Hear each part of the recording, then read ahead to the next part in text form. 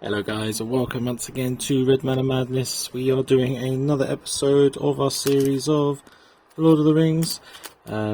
Super excited, we're coming towards the end of our series here, which only could mean one thing, is that we're getting a little bit closer to the Commander Masters. I won't lie, I'm really I don't know, on the fence at the moment what I want to do with this. Like, I've pre-ordered a product. I'm hoping I can still get hold of that product depending on how my wholesaler goes. I know they sell really quick, although I have pre-ordered one. Bit apprehensive to see if like one will still be reserved, saved for me to purchase, but I don't know what to do with it. Like, do I sell them sealed? Like, I don't know if, because this product is so expensive, like this new Commander Masters one. Like, my question that I'm trying to say to myself is it worth selling them as sealed products? Like, I would just sell the boosters individually for the retail value price and make my money back from buying this box through that way, or do I take the risk?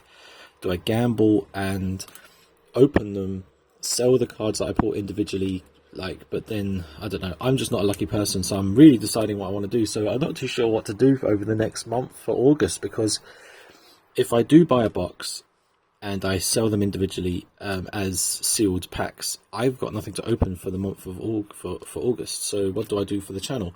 So I'm not too sure what to do. I don't know if I should stay true to my words and just like buy them, open them, sell the singles like I've always been doing. But it's just, this is such a extremely pricey box to do that for, and I'm just not too sure if it's worth doing at all.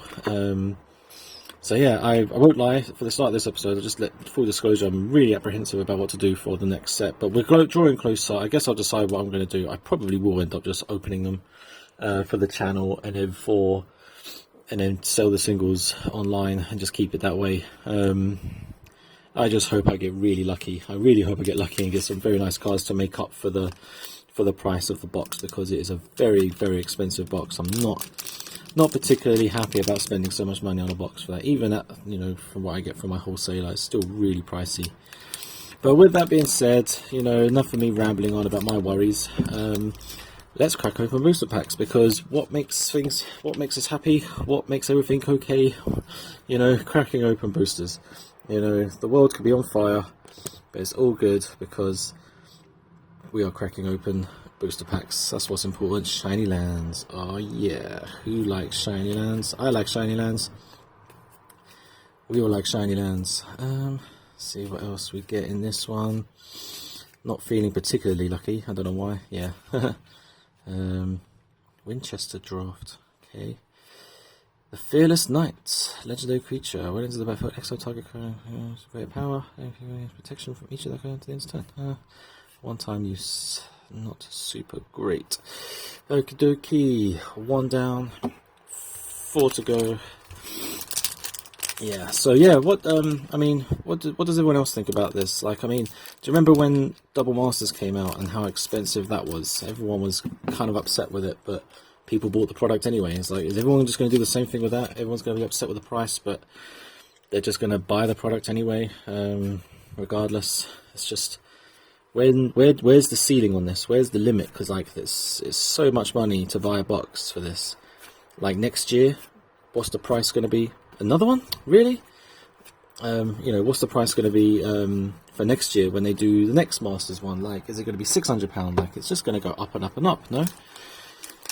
So, just it gets to the point, is like, they're just going to keep doing it because people will buy it.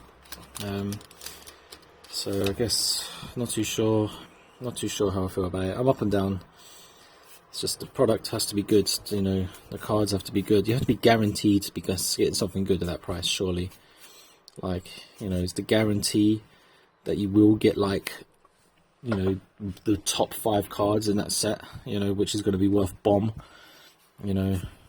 If not, then what's the point? Like, if you're not going to get a top 10 card, a top 5 card out of that guaranteed per box, or even just a couple of them per box, just to at least make up, say, 50% of your losses, like, is it even worth, like, buying it in the first place if, like, the gamble is just still fully against you? It's just nuts. But yeah, that's my piece on it. I'm not too sure. I'm not too sure really.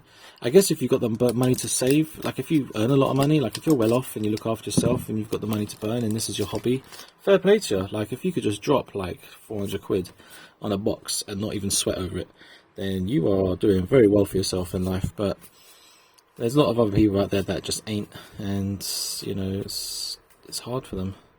The Fall of Gil-galad, I don't remember this one. Neat. Okay, neat. So yeah, but yeah, with you know, I guess we'll see how it goes. But I probably will be, because you know, I can't afford to buy a box and something else to make up for content on the channel.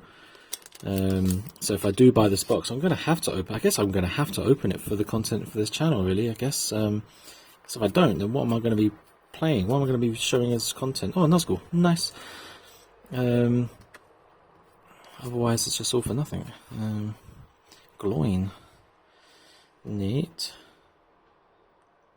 Nice. Whenever you cast a historic spell, create a treasure token. Low. Go target creature. Oh, that was a bit of a, I don't know, I'm not too sure how I feel about that. I don't think that was a very good couple of packs. You know, I have opened some really nice cards so far. Maybe I'm coming towards the end and it's just, you know, fizzling out a little bit. But yeah, I mean, what do you guys think? I mean, is this something that you favour? Is this something you actually prefer? Like, as a Magic player or a collector, or someone who does this, maybe even other people who do their own channels with their open booster packs, like, is this something you're happy about? Are you happy to spend so much money on a booster box for that chance to get something really, really good? I mean, like, what have I pulled so far? Like, I mean, I've done 2 booster boxes of Lord of the Rings. I haven't even pulled the One Ring yet. Not obviously the serialized one, but even the version of that, because that card's bomb. That's like a top 5 card in terms of what its market value is. Saruman's another one. Haven't pulled that one.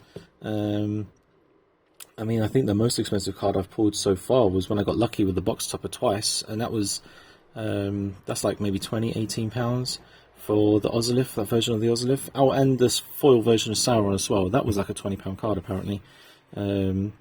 So, you know, from what I understand from the market value at the time when I pulled it. But yeah, like what? So 3 cards worth 20 quid. You know, I know we have pulled lots of other cards that are worth like £5, £6, maybe a tenner, going up, £7 here and there, £4 here and there. It does add up in the end. You make a little bit back, but now we're talking like a much larger number, and the value of the cards need to reflect that as well. And will they reflect that? So I'm not too sure. I mean, especially with you guys who buy these things as well, there's people out there that will buy a booster box in the hopes that they draw the cards they're after, instead of buying the single cards instead. And I feel like it's not fair on those people to like spend so much money on a box, not get the cards they were hoping to draw. Like, there's people who bought this pack hoping to draw the One Ring, for example. You know, just a version of the One Ring. So when they could have just bought it singly, but they will spend £170 or whatever on a booster box, when they could have just spent 45 quid and bought the ring anyway.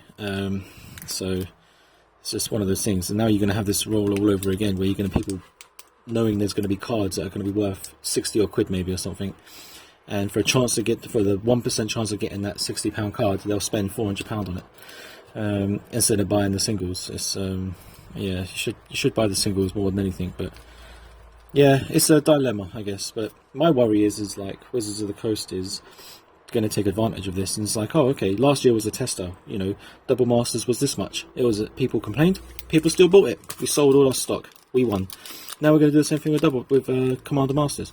Yeah, it costs like £450 retail value price to buy this box, but you know, people will complain, but we'll sell all our stock, so we won.